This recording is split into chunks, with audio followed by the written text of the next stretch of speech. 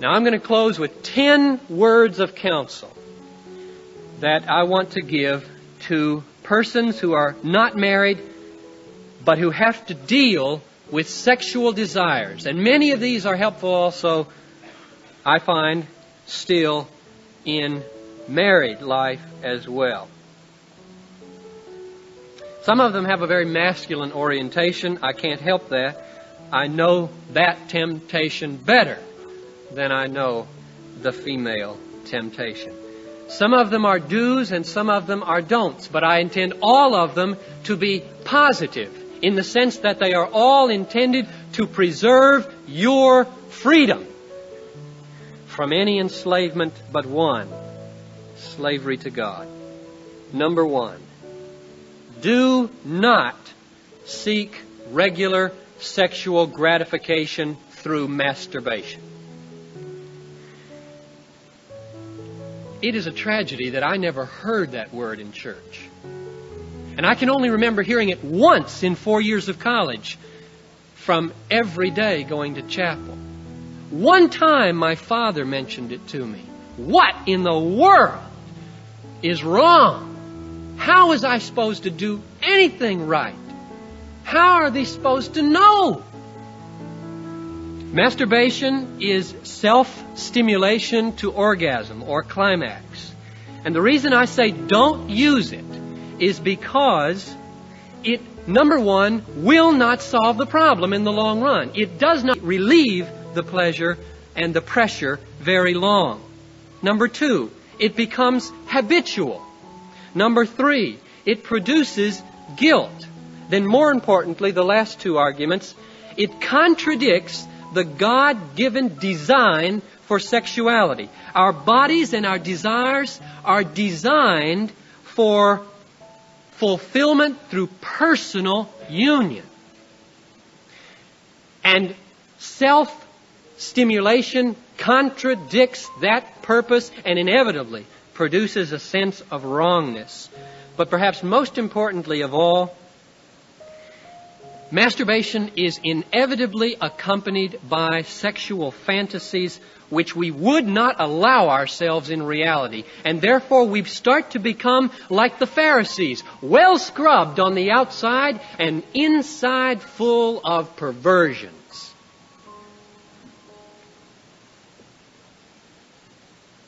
Therefore, number one, do not seek relief and satisfaction for your sexual desires through masturbation.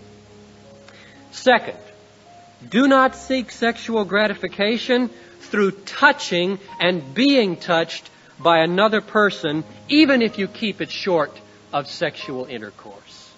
I'm speaking to unmarried people. Everyone knows that intimate touching is the prelude to and preparation for sexual intercourse. You stop it, you'll be frustrated to death and wind up in masturbation. Therefore, it belongs in marriage. Now, where that permanent commitment of marriage is missing, caressing and touching tends to become manipulation of another person for a cheap, personal, private, physical thrill, and therefore contradicts the law of love. It turns the other person's body into a masturbation device. It is not the way God intended it to be used. God made us in such a way that if we try to turn that moment of touching into a spiritual, emotional, personal moment of union, our hearts are going to cry out for permanence, for promises of faithfulness. Our hearts say in that moment, you may touch me because you have promised never to leave me or forsake me. You may have me because you are me. We are so made that we cry out for permanence when giving away our most precious gifts. And you all have sensed that. And therefore, that kind of touching belongs in marriage. Third, avoid unnecessary sexual stimulation. It doesn't take any brains to know that there are enough X-rated movie houses and adult bookstores in this city to keep a person livid 24 hours a day. To visit those crummy places is temptation enough. But the real test comes with what you do with the legitimate sources of sexual stimulation. What do you do with the PG movies? What do you do with Time magazine? What do you do with the newspaper and television and the drugstore counters and the rock music lyrics? That's where the test comes. Most of us Christians would not go down Hennepin Avenue to the wrong places.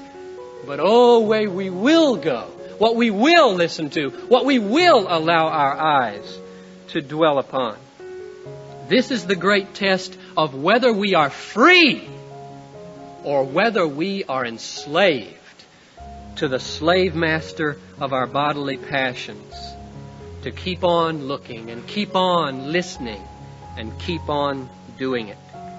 Fourth, when the stimulation comes and the sexual desire rises, perform a very conscious act of transfer onto Christ.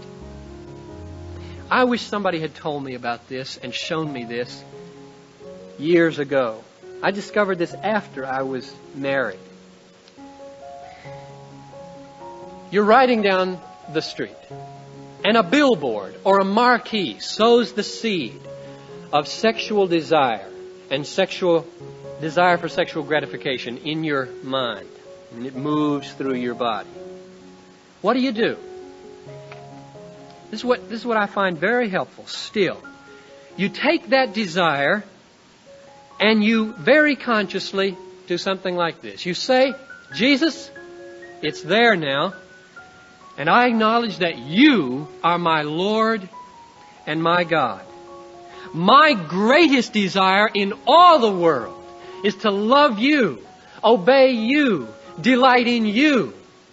And therefore, Lord, I take this desire that has been sown in my body and I take it away from your competitor.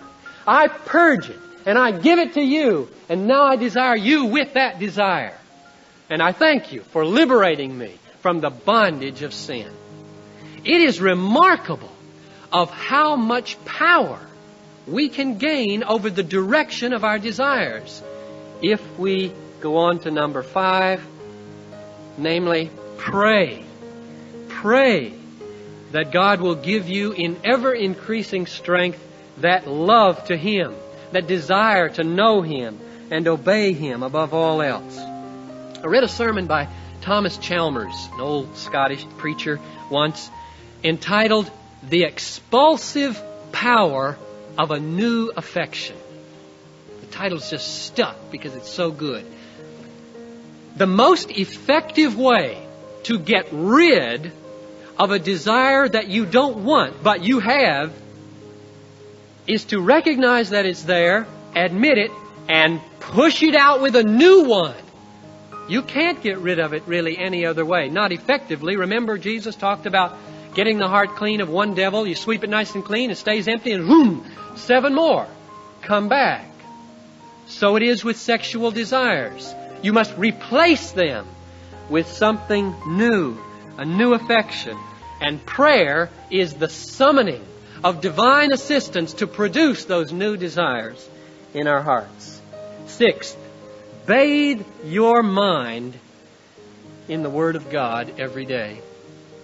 Jesus prayed for His disciples, sanctify them in the truth. Thy Word is truth. Truth sanctifies. There is nothing that renews the mind and the heart and enables it to assess things the way God assesses them than regular meditation on the revelation of God in the Bible.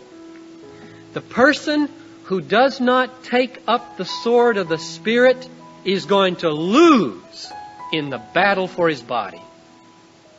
7, keep yourselves busy. Very simple advice.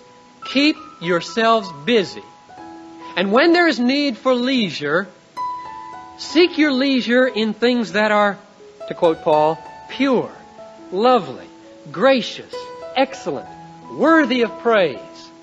Idleness in a society like ours is asking for trouble. It is much harder for sexual temptation to get a foothold in our lives when we are busy. Very easy for it to get a foothold when we are dawdling and letting our minds run to and fro. And if you need a break for fresh air, take a walk in the park, not down Hennepin Avenue. Eighth, don't spend too much time alone. Not an easy word for some singles. Don't spend too much time alone. We've got to help you in the church with this. We're not doing a very good job of it, and we will do better.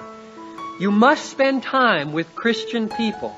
Don't forsake the assembling of yourselves together. Not just here on Sunday morning. That text doesn't mean that. Don't forsake the assembling of yourselves together many times, in all kinds of situations, in little groups, 2s, 3s, 4s, dozens. Get together, encourage one another, stir each other up to love and good works. Talk about your struggles with trusted friends. Not everybody, but trusted friends. Pray for each other. Hold each other accountable for purity. 9. This is something I've learned more recently too. Probably since seminary. Strive to think of all people, especially people of the opposite sex, if there's a problem, in view of eternity.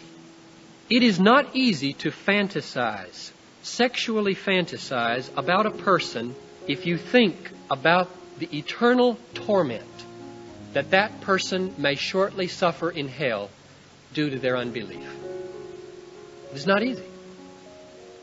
You know yourselves, you've had to bracket, rule out those thoughts. Jesus, stay out for these few minutes, because you'll ruin everything if you get in here with those kinds of thoughts. It ought not to be so. Paul said in 2 Corinthians 5:16, from now on, we know nobody according to the flesh. That means we know everybody from God's perspective. That'll clean up your mind in a hurry. That'll put a big, strong fence, especially you guys, about abusing the females among whom you function.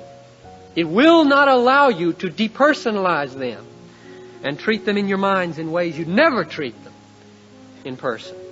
And finally, number 10, resolve to seek the kingdom first. And all these things, all the sex that you need, will be added to you. That may be a spouse. It may not be. It may be the grace and the freedom to be single in purity and joy and contentment. That's up to God. Ours is to seek the kingdom first, which means, in other words, our all-consuming passion in life must be to glorify God in our bodies by keeping ourselves free from every enslavement but one, the joyful, fulfilling slavery to God.